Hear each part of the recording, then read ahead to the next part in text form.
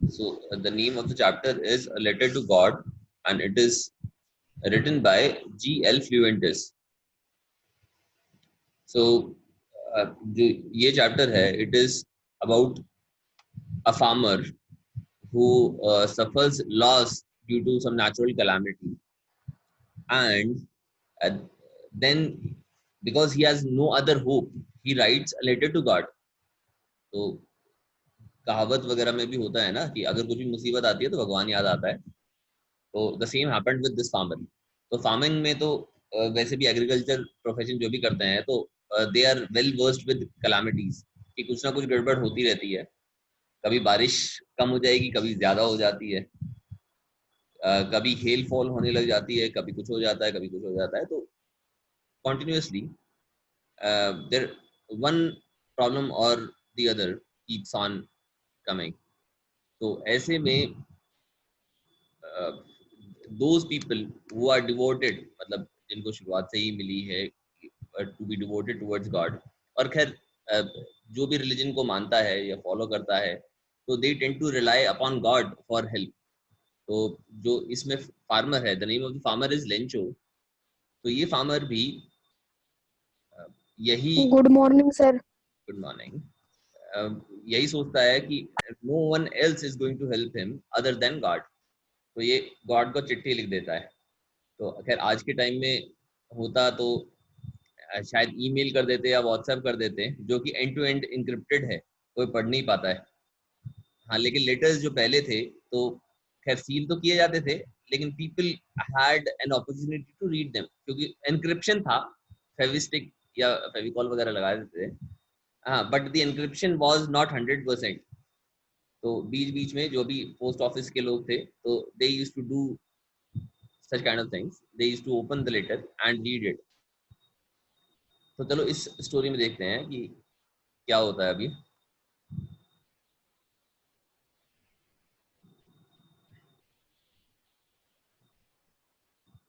The house, the only one in the entire valley, sat on the crest of a low hill. From this height, one could see the river and the field of ripe corn dotted with the flowers that always promised a good harvest.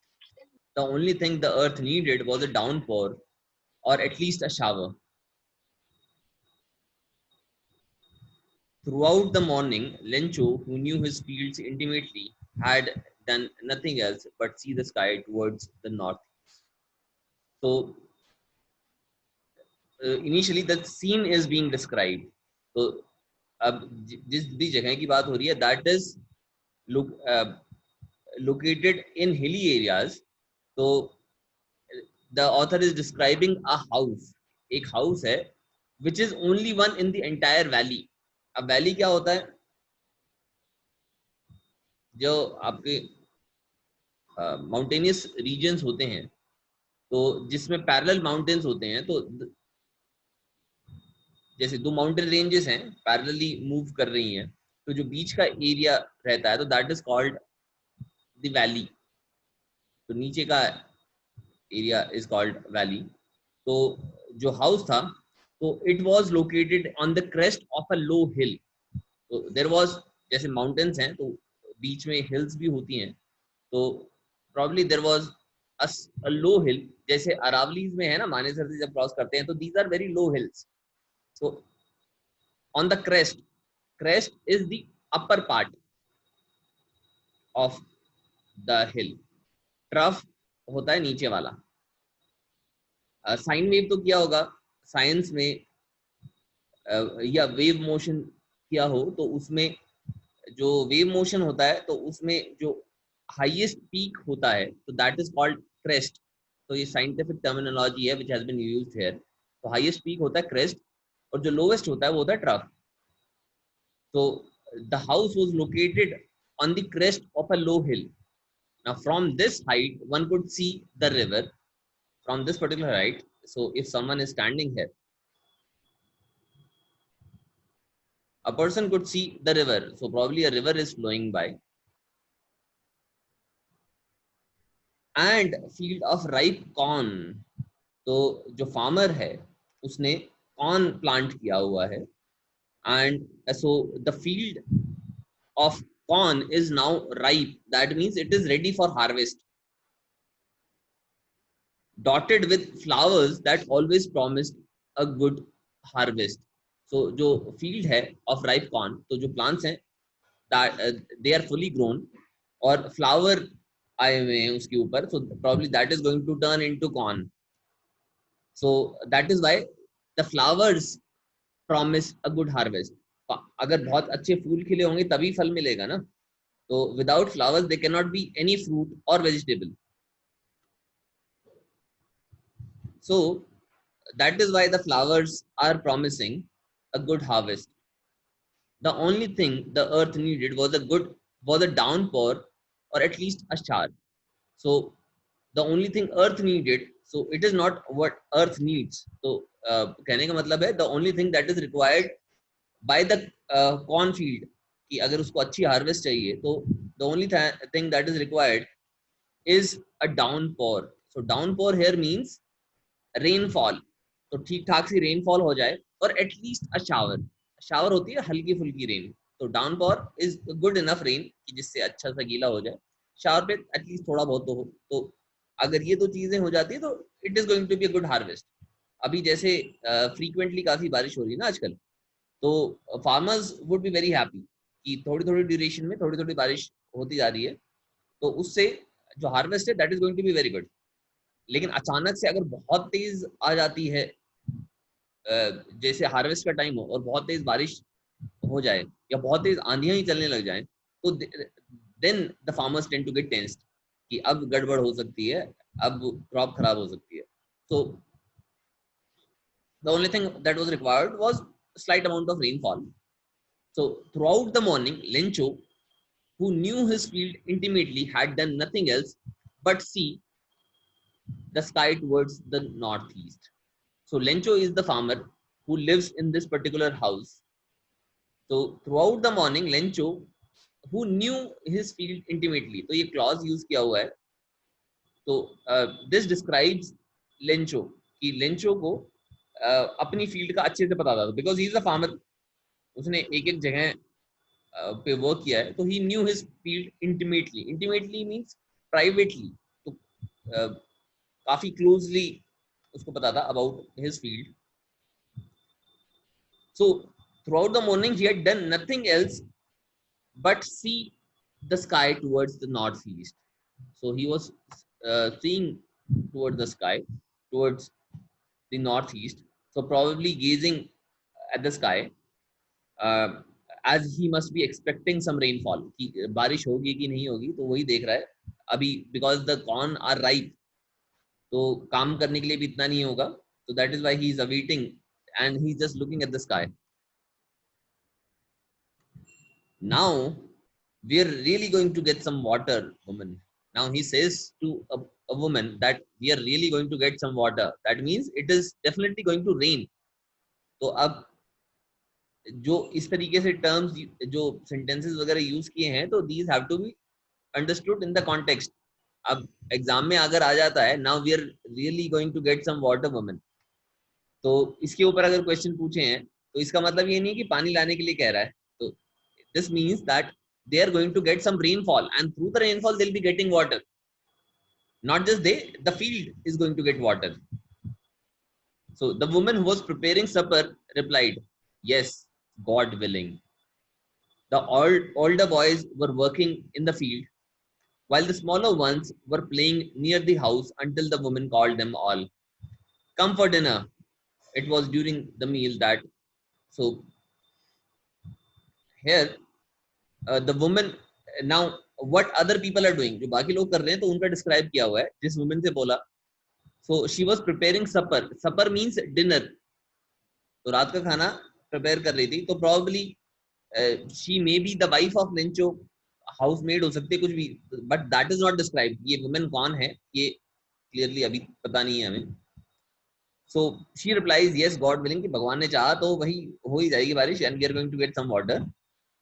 And what the other boys, older boys were doing was that they were working in the field. तो जो बड़े वाले बच्चे थे वो field में काम कर रहे थे, और जो छोटे वाले थे they were playing near the house. until the woman called them all. So they were playing till the woman called them, the dinner is ready, so you can come for dinner. It was during the meal that just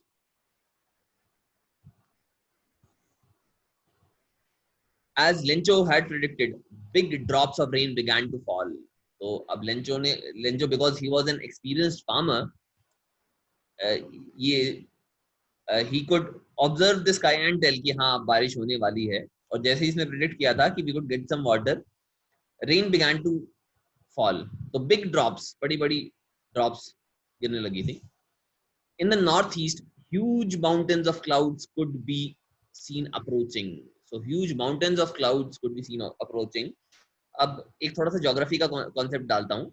These kind of clouds are called cumulonimbus clouds. तो cumulonimbus clouds क्या होता है? Cumulo means जो accumulate होते हैं, बड़ा pile up हो जाते हैं एक के ऊपर एक.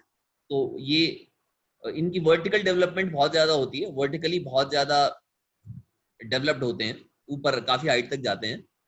और क्योंकि वर्टिकल डेवलपमेंट ज्यादा होती है तो इससे इनसे लाइट पास नहीं हो सकती, इसलिए ये डार्क अपीयर होते हैं. तो अगर कोई डार्क क्लाउड है, मतलब काले वाले बादल जो कहते हैं ना, तो actually they are not dark because of their colour, they are dark because they don't allow light to pass. तो लाइट पास नहीं होगी तो वो डार्क चीज दिखाई देगी. निम्बस का मतलब होता है रेन बेयरिंग. तो जो पानी वाले होते हैं, जो रेन बेयरिंग क्लाउड्स होते हैं, दीज आर निम्बस. तो क्यूमुलोनिम्बस क्लाउड्स होते हैं जो रेन बेयरिंग क्लाउड्स होते हैं, जिनसे बारिश होती है. थंडर स्टॉर्म वगैरह इन्हीं वाले क्लाउड से होता है. तो अभी जब बारिश हो रही होगी तो try to observe which one is which kind of clouds are cumulonimbus.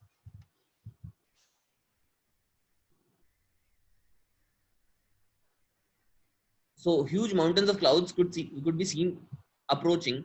The air was fresh and sweet. The man went out for no other reason than to have the pleasure of feeling the rain on his body. And when he returned, he exclaimed, "These aren't raindrops falling from the sky. These are new coins. The big drops are 10 cent pieces, and the little ones are fives." So the air was fresh and sweet. तो ये बारिश वाली air है. तो अब तो बारिश जब भी हो या होने वाली हो, just go out of the house या छत के ऊपर जाकर देखना, the breeze that blows during that time, so that is quite soothing. तो वो क्योंकि फ्रेश एयर आ रही होती है, तो that is why it is being described as sweet. इसका मतलब ये नहीं है कि ये सही में स्वीट है. Sweet smell means it is a pleasing smell. सही में मीठी नहीं है. दैट स्वीट का मतलब है यहाँ पर इट इज प्लीजिंग. मीठा खाते हैं when you are happy, when you are pleased. That is why the word sweet is being used. It was fresh and sweet. So now Lencho went out of the house to feel the rain on his body, and then he exclaimed that these are not raindrops. ये भाई बारिश की बूंदे नहीं है, ये पैसा गिर रहा है यहाँ से. तो एक्चुअली पैसा नहीं गिर रहा था. he said this, he made such a comparison because ये रेन हो रही है, तो because of that the harvest is going to be good. He was expecting a good harvest अगर रेन हो जाए. अब रेन हो रही है तो he is expecting a good harvest, और हार्वेस्ट अच्छी होगी तो पैसे अच्छे आएंगे. तो इन happiness he is saying that कि बड़ी वाली ड्रॉप्स हैं वो 10 सेंट्स हैं और छोटी वाली 5 सेंट्स हैं. तो cent is like is a unit of currency. तो जैसे डॉलर, एक डॉलर है तो डॉलर की सब यूनिट होगी, छोटी यूनिट होगी सेंट्स. इंडिया में जैसे रुपये और पैसे हैं, तो ये आज का नहीं है. तो जैसे इंडिया में पैसे के सिक्के गिर रहे हो, तो it is a story of probably 60s और 70s, काफी पुरानी है. तो दैट इज व्हाई ये वाली टर्मिनोलॉजी यूज की है. आजकल तो पैसे वाले सिक्के गिरेंगे तो no one is going to be happy about that. So with a satisfied expression he regarded the field of ripe corn with its flowers draped in a curtain of rain. So he had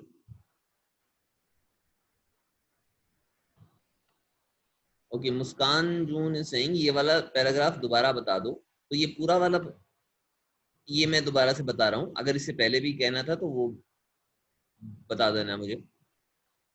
तो देखो, Lencho had predicted, कि Lencho ने prediction किया था, वो north east में ही was looking at the clouds and he had predicted that rain is going to come, so we are going to have some water, का मतलब we will be having some rain.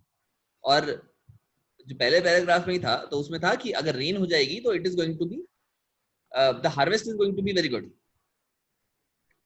सो जैसे ही इसने predict किया था, big drops of rain began to fall, तो बारिश होने लगी, big drops began to fall. And in the north east, अब नॉर्थ ईस्ट में देख के कह रहा था ना कि the rain is going to come, so in the north east huge mountains of clouds could be seen approaching, तो नॉर्थ ईस्ट से ही वो रेन आ रही थी। तो ये जो वैसे ये स्टोरी है, this is located in, I mean the events of the story are taking place in South America, हो सकता है Brazil, Argentina, Venezuela, in Chile, इन किसी कंट्रीज में हो रही हो। चिली में नहीं होगा, चिली में बारिश बहुत कम होती है। तो नॉर्थ ईस्ट से अप्रोच कर रही होती हैं, कर रही थी इवेंट्स, तो वहां से they could see huge mountains of clouds, मतलब ये नहीं है कि सही में क्लाउड्स के पहाड़ आ गए, huge mountains of clouds mean कि बहुत ही वर्टिकल डेवलपमेंट वाले क्लाउड्स। तो वर्टिकल डेवलपमेंट, जैसे आप यहाँ पर, ये लेंचो यहाँ पर है, तो क्लाउड्स यहाँ से आ रहे हैं, तो जो क्लाउड्स हैं उनकी वर्टिकल डेवलपमेंट बहुत होती है। वर्टिकल डेवलपमेंट मीन्स वो स्टैक्ड है एक के ऊपर एक। तो अगर रेन किस तरीके से होती है उसका प्रोसेस पता हो, तो you need high vertical development of clouds, अगर है तो ज्यादा पॉसिबिलिटी होती है रेन की।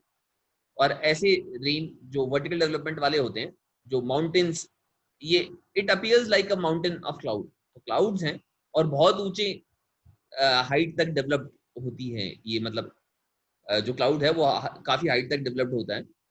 That is why it is being called as mountain of cloud. Mountains भी बहुत हाई होते हैं, ये वाली क्लाउड की वर्टिकल डेवलपमेंट जो होती है that is also very high. Okay, Nikki Merawat कह रहे हैं कि ये लैटिन अमेरिका है। तो ये दिस इज टू क्लैरिफाई कि जो साउथ अमेरिका है उसको लैटिन अमेरिका भी कहते हैं। लैटिन अमेरिका में मेक्सिको भी आ जाता है, तो some part of North America and South America is entirely called Latin America. ठीक है, लैटिन अमेरिका इसलिए कहते हैं क्योंकि स्पेन जो स्पेन था, तो स्पेन ने ऑक्यूपाई कर दिया था, ऑक्यूपाई किया था ये ज्यादातर जो रीजन है, स्पेन और पोर्चुगीज ने, स्पेशली पोर्चुगीज खैर ज्यादातर ब्राजील में थे, उसके अलावा जो बाकी जो रीजन थे ज्यादातर स्पेन ने कैप्चर किए हुए थे। और आज भी Spanish is the major language there. तो Spanish is quite influenced by Latin. Latin ancient language, जैसे संस्कृत है तो वैसे Latin is the predecessor of English. तो संस्कृत से हिंदी आई, लैटिन से इंग्लिश आई, इस तरीके से। तो वहां पर स्पेनिश बोली जाती है, इसलिए वहां पर लैटिन, उसको उस एरिया को लैटिन अमेरिका कहते हैं। ठीक है, साउथ अमेरिका भी कह सकते हो, Latin America, both are the same things. ठीक है, सो नाउ उसी जो सीन है, वर्टिकल डेवलपमेंट दिख रहा है, तो जब बारिश आ रही होती है, क्लाउड्स आ रहे हैं, तो clouds are going to come with wind. तो जो एयर आ रही है, जो विंड फ्लो कर रही है, तो that was fresh and sweet. क्यों ठंडी ठंडी हवा आ रही होगी, फ्रेश, क्योंकि रेन हो रही है, तो उसमें कुछ भी गंदगी नहीं होगी। जो भी अगर डस्ट पार्टिकल्स हैं दे सेटल डाउन। तो अगर जहां से बादल आ रहे हैं वहां से अगर हवा आ रही है, तो it is going to be a fresh air. और स्वीट इसलिए कहा है क्योंकि it is refreshing, it is pleasing, कि ठंडी हवा लगती है तो अच्छा लगता है, that is why it is being described as sweet. सच में मीठी नहीं है, जो फीलिंग है that is sweet, not the taste. So at this time Lencho went out, ये बाहर गया और इसने देखा कि वो जो बारिश हो रही थी, he wanted to feel the rain, इसकी बॉडी पे गिर रही थी। So at that time he exclaimed that these are not rain drops, these are coins, new coins which are falling from the sky. कि पानी की बूंदे नहीं, ये बारिश की बूंदे नहीं, ये सिक्के गिर रहे हैं। And why he called them new coins, because these uh, these are going to lead to good harvest। तो पहले ही डिस्क्राइब किया ना, राइप कॉर्न है, जो फील्ड्स हैं एकदम राइप हैं, थोड़ी सी बारिश हुई तो the harvest is going to be very good, तो इनकम अच्छी होने वाली है। That is why he called them new coins. और बस डिस्क्राइब करने के लिए इसने कहा है कि बिग ड्रॉप्स आर 10 सेंट्स, कि अगर ज्यादा पानी गिर रहा है तो मतलब ज्यादा पैसे हैं, कम छोटी ड्रॉप है तो that means it is lesser amount of money, 5 cents है, लेकिन पैसा तो पैसा ही है। He is equating, that is why he is equating raindrops with money. So with a satisfied expression he regarded the field of ripe corn with its flowers draped in a curtain of rain. So he had a satisfied expression कि अब संतुष्टि मिल गई है, अब बारिश है, अब tension की बात नहीं है, now we are going to have a good harvest. So he had a satisfied expression while he was looking at the cornfield कि ये अच्छा, ये पैसे देने वाला है तो मेरे को. Now draped in a curtain of rain. अब ये थोड़ा सा, ड्रेपिंग मीन्स होता है कवरिंग समथिंग, तो for example you can drape your head with a turban, तो हेड को कवर कर सकते हो ना, टर्बन आपने बांध ली तो ड्रेपिंग भी कहते हैं इसको। या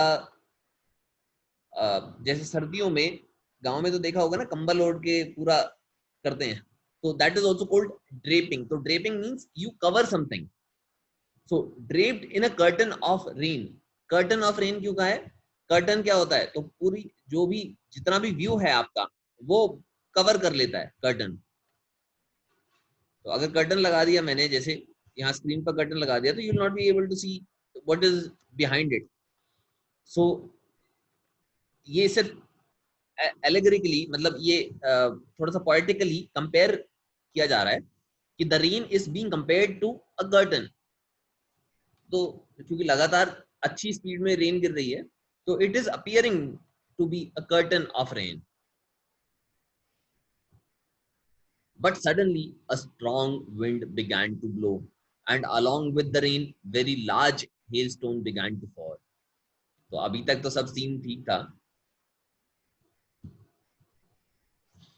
ओके, एक और क्वेश्चन पूछा है, सेंट अभी भी है? हाँ, सेंट अभी भी है, जैसे पैसे अभी भी हैं।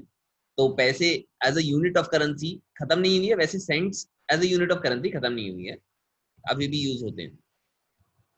इन्फ्लेशन हमारे यहाँ पर ज्यादा है, वहां पर इतना नहीं है। Okay, so suddenly a strong wind began to blow. तो अब तेज आंधी आने लग गई है। और काफी बार देखा होगा ना कि जो वीट हार्वेस्ट होती है, तो जैसे जो वीट प्लांट्स हैं वो खड़े में हार्वेस्ट के लिए रेडी है, और फेब या मार्च में अचानक से बहुत ज्यादा आंधी आंधी आने लग जाती है। तो उस टाइम में क्या होता है, जितने भी प्लांट्स खड़े होते हैं, सीधे होते हैं, वो सारे सारे झुक जाते हैं। तो सिर्फ अगर बहुत तेज आंधी भी चलती है ना, तो that can have a negative impact on the harvest, कि जो आउटपुट होगा, अब वो वाले जो लेट गए हैं प्लांट, उसमें से इतना जो वीट है वो राइप नहीं होता है। तो पहला खतरा तो ये हो गया कि suddenly a strong wind began to blow, कि तेज आंधी चलने लगी, तो ये पहले ही खतरे की निशानी होगी। And along with the rain very large hail stone began to fall. तो हेल स्टोन्स भी, बर्फ के गोले या ओले गिरने लग गए। और ऐसा भी हुआ है, काफी बार हुआ है, जब हार्वेस्ट होने वाली होती है हरियाणा में ही, तो हेल स्टोन्स गिरने लग जाते हैं, और जो भी प्लांट्स होते हैं वो टूट टूट कर गिर जाते हैं। तो again that is a loss to the farmer. तो जो कॉर्न फील्ड्स हैं वो वीट फील्ड्स से सिमिलर ही होती हैं। तो हेल स्टोन हुए तो किसी को भी डैमेज कर देंगे, अगर इंसान भी खड़ा रहेगा तो वो भी डैमेज हो जाएगा। प्लांट्स क्या हैं, तो ये तो छोटे छोटे प्लांट्स होते हैं, तो now they are in a severe threat of getting damage. So these truly did resemble new silver coins. तो अब ये ऑथर ने, पहले तो लिंचो कंपेयर कर रहा था, अब ऑथर कह रहा है कि अभी तक तो रेन ड्रॉप्स के कह रहे थे कि these are coins, now the author says कि these truly resemble new silver coins. कि अभी ऑथर ने ऐसा कंपैरिजन क्यों किया है, these truly resemble new silver coins, क्योंकि एक तो ये व्हाइटिश कलर के होते हैं, तो जो सिल्वर होता है वो भी व्हाइट टिंच का होता है और शाइनी होता है। तो सिमिलरली वो कंपैरिजन किया है कि ये तो पक्का न्यू सिल्वर कॉइन्स ही थे। So the boys exposing themselves to the rain ran out to collect the frozen pearls. अब यहाँ पर एक जगह पे तो सिल्वर कॉइन्स से कंपैरिजन किया है जो हेल स्टोन्स हैं, और दूसरी जगह फ्रोजन पर्ल्स। पर्ल्स मोती होते हैं, मोती तो सब नहीं देखे होंगे, तो फ्रोजन पर्ल्स मींस जो हेल स्टोन्स हैं उनको पर्ल्स से कंपेयर किया है, तो दोनों वाइट होते हैं, तो that is why they have been compared with pearls. तो ये दो पैराग्राफ में देखोगे जो पहले वाटर को कंपेयर किया है, जो रेन ड्रॉप्स हैं उसको कंपेयर किया है कॉइन्स से, उसके बाद में जो हेल स्टोन्स हैं उसको कंपेयर किया है सिल्वर कॉइन से और फ्रोजन पर्ल से।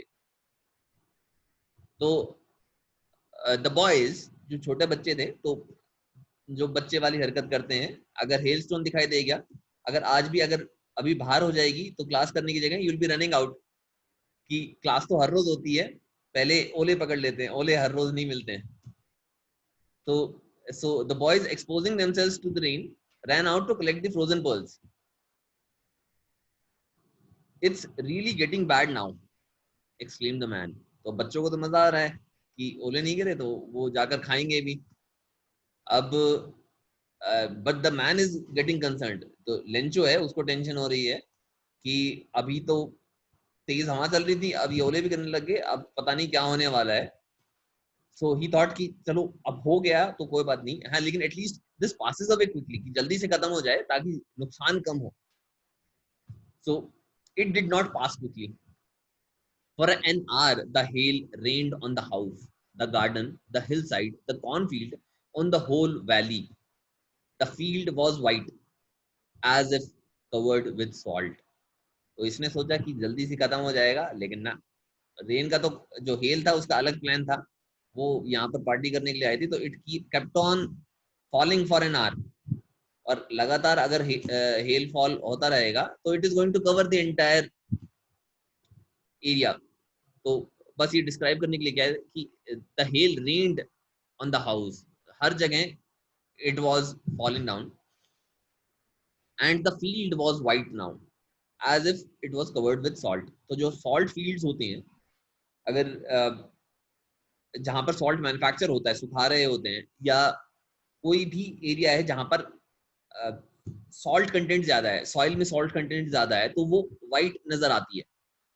अगर कच्छ, जो रन ऑफ कच्छ है, वहां की भी अगर आप इमेजेस देखोगे तो the land appears to be white, क्योंकि वहां पर सॉल्टी है, जो रन की जमीन है that is white, quite salty, तो इसलिए it appears to be white. तो now again the author is comparing the field which was covered with hail, तो फील्ड तो हेल से कवर्ड थी, इसको कंपेयर कर रहा है as it was covered with salt, की सॉल्ट गिरा हुआ है, सो इतना वाइट था जितना सॉल्ट से कवर हो उतनी वाइट हो।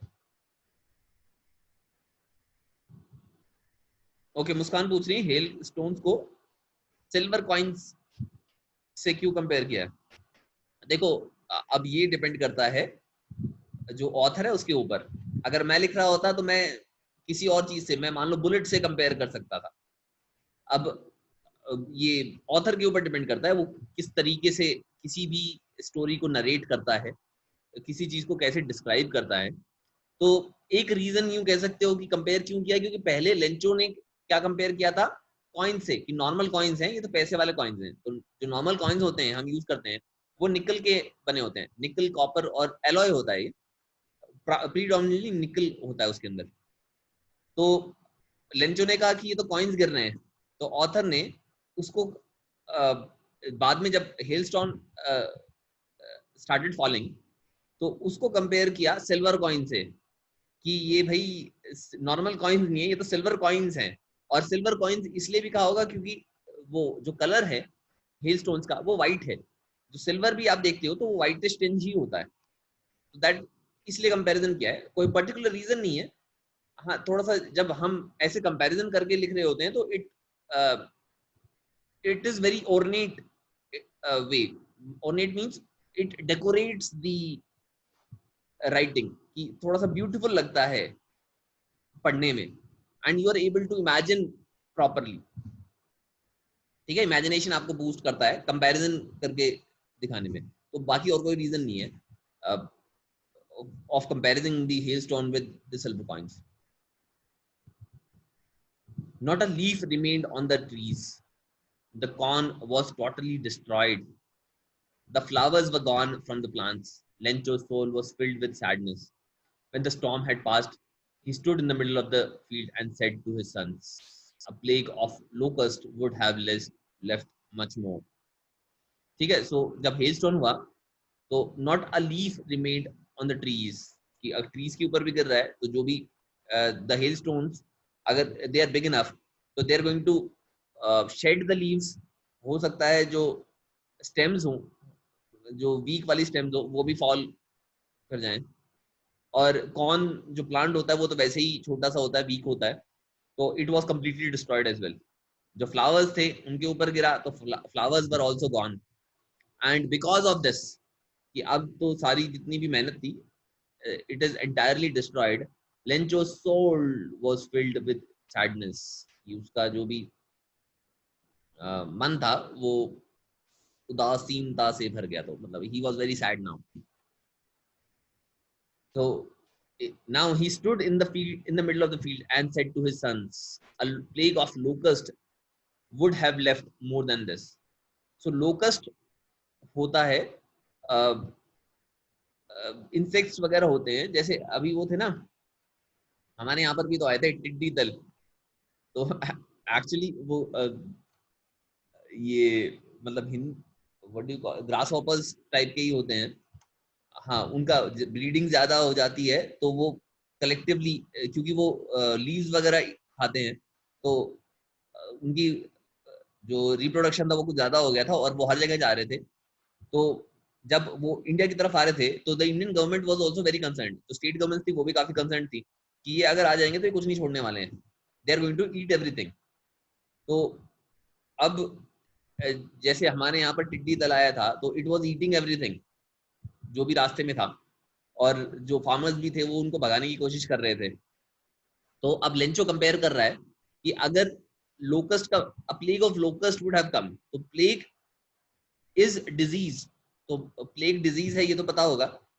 तो इट इज लाइक, इसको प्लेग ऑफ लोकस्ट इसलिए कहा है कि because it is like a disease which is going to destroy the harvest, which is going to destroy all the plants. तो trees को भी खा जाते हैं, वो plants को भी खा जाते हैं. That is why it is called plague, because it is like a disease. तो ये कहता है कि a plague of locust would have left